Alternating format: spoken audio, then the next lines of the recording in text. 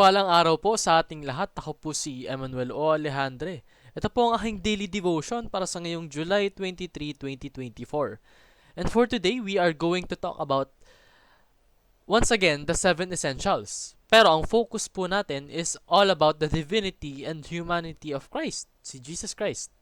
Makikita po natin ito sa Philippians chapter 2, verse 6 to 7 na nagsasabing, dito po yung context. No? Ang pinag-uusapan po dito is Jesus Christ. So, who, being in very nature God, did not consider equality with God something to be used to his own advantage. Rather, he made himself nothing by taking the very nature of a servant, being made in human likeness. Sa Tagalog, na siya, bagamat nasa anyo ng Diyos, ay hindi itinuring na isang bagay na dapat panghawakan ang pagiging kapantay ng Diyos, kundi hinubaran niya ang kanyang sarili at kinuha ang anyong alipin na naging katulad ng tao. So si Jesus daw po, isa sa mga persona ni God, although kapantay siya ng Diyos, hindi niya po ginamit yon upang makalamang, no? In fact, hinubad niya pa yung pagka-Diyos niya upang magkatawang tao. Ngayon, bakit? That is to establish connection, to rebuild the relationship between man and God. Dahil sobrang nalayo na po tayo sa ating relationship with God. Dahil na rin po sa sin, sa ating mga inequities. So kinakailangan po, gamit ang amazing love ni Jesus Christ, na magkatawang tao siya, na ipako siya sa krus, na marami siyang pasanin na paghihirap upang mapatawad tayo sa ating mga kasalanan. So sabi nga po rito, Jesus is fully God and fully human. So hindi siya 50-50, hindi siya 50% God, hindi siya 50% human. No, He is both God and both human. Dahil nung nagkatawang tao siya, He stripped off His Godhood, no? Upang maging tunay na katawang tao. Pero He is still considered God. In fact, He is in very nature God Himself, no?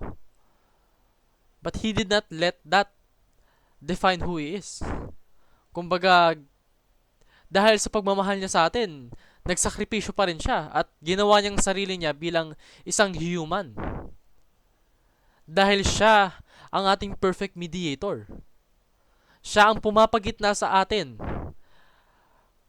There's man, there's Jesus in between, and there's God. Kumbaga, ang mission niya, ang ginawa niya, ang purpose niya upang mabalik tayo sa ating gawi nung Genesis chapter 1, no? Is ipakita sa atin yung nararapat na pagiging pagkatao natin upang mapalapit tayo sa Panginoon dahil nga sobrang layo na natin for we have sinned continuously.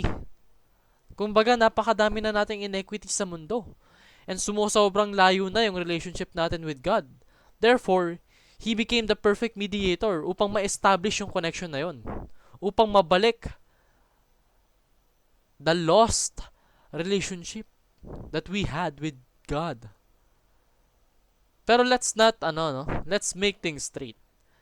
Even though Jesus is in the same nature as God, He still submits to the Father.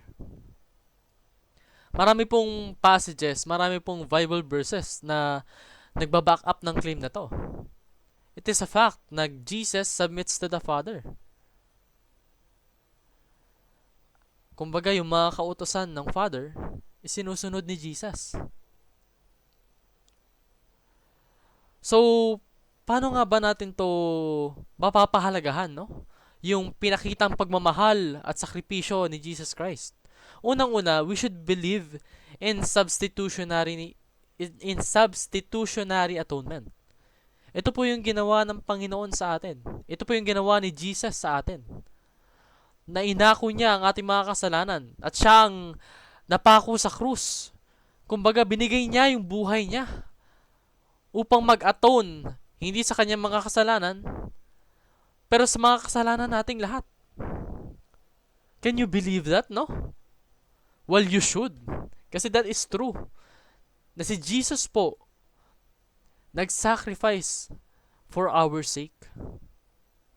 Therefore, we should not waste the sacrifice that He has given us. In fact, we should glorify Him. For what He does is glory. For what He does is righteous. For what He stands for is what we should become. And we should worship Christ for His amazing love. Imagine, hindi niya kasalanan pero inako niya. Hindi lang inako, binigay niya yung buhay niya para mapatawad lang tayong mga makasalanan. We did not deserve that. Pero ginawa niya yun dahil mahal niya tayo. So let us worship Him faithfully. With our hearts, with our lives, sa kabuuan ng buhay natin. And last po, let's imitate the humanity of Christ. Kasi nung nag-anyong tao, ang Panginoon, si Jesus, ginawa niya yung nararapat na gawin ng isang tao. Dahil yung mga tao, they have been tainted with sin. Pero nung nagkatawang tao si Jesus Christ, hindi siya tainted. Kumbaga, siya yung intended form of a human ng ating Panginoon. He showed us the way.